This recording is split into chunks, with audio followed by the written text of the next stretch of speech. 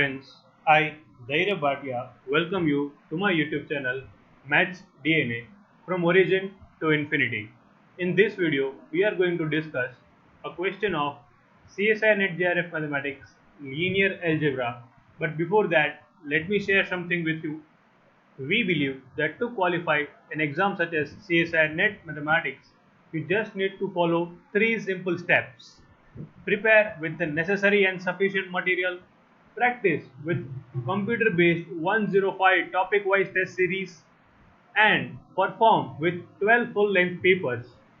You get everything for just 3,999 delivered at your doorstep. For more details, you can contact us at our WhatsApp number provided above. Moving on to the question. The question is, let A be a real symmetric n cross n matrix.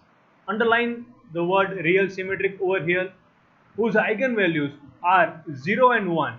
See, it is a real symmetric matrix and it has only 2 eigenvalues, 0 and 1. Whenever you are reading a question in an exam, you always need to find out the important points or the important words, that what does the question says in that. Now let the dimension of null space of A minus I be M. Again underline the word null space, its dimension, and it is M. Then pick out the true statements. In this question we have to find the true statements.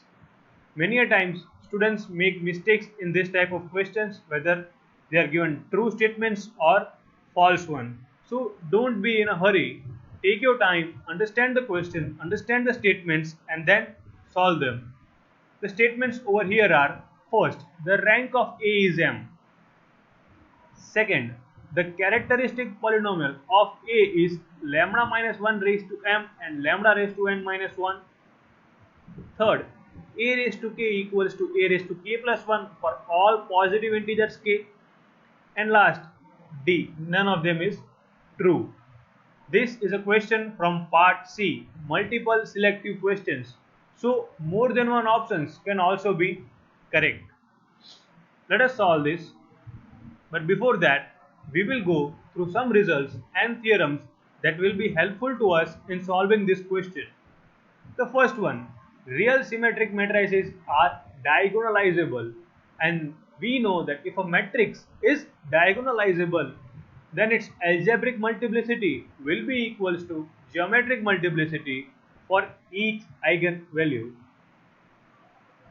Secondly, given that dimension of null space of A minus I is M, which implies that the geometric multiplicity of eigenvalue 1 for matrix M for matrix A is M. See, null space defines the geometric multiplicity of a given matrix. You should be aware about these definitions properly. This gives us the geometric multiplicity of 1 as M. It also implies that the algebraic multiplicity of the eigenvalue 1 will be M, because the matrix is diagonalizable. So algebraic and geometric multiplicity will be equal. And lastly, it has only 2 eigenvalues, then 0 and 1 as per the question. Now let us go through all the options and check which of them are correct. And clearly one has M, one is M times, and 0 is n minus m times in the n cross n matrix. Option A says the rank of A is M. It is definitely correct. How? Now since A is diagonalizable, there exists a matrix P such that P inverse AP will be equals to D. Now where the D is a diagonal matrix who has M entries as 1 on its diagonal and all the other entries are 0. Thus the rank of D will be M, and which is equals to rank of A.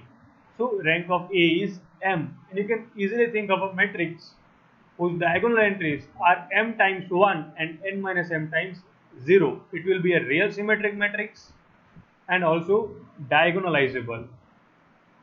Now second statement says that the characteristic polynomial of A is lambda minus 1 raised to m and lambda raised to n minus 1. Definitely it is correct, because B, as there are only two eigenvalues 1 and 0 with m and n minus 1 multiplicities.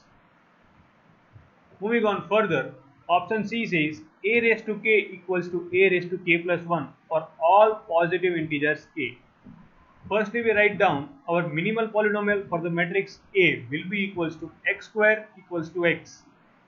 Now, because the matrix is diagonalizable and every square matrix satisfies its minimal polynomial, this implies that a square will be equals to a, which further implies a raised to k plus 1 will be equals to a raised to k for all the positive integers k. Thus, option C is also correct, and our correct answers are option A, B and C. As I said earlier, this was a multiple selective question, so more than one options can be correct. Thank you.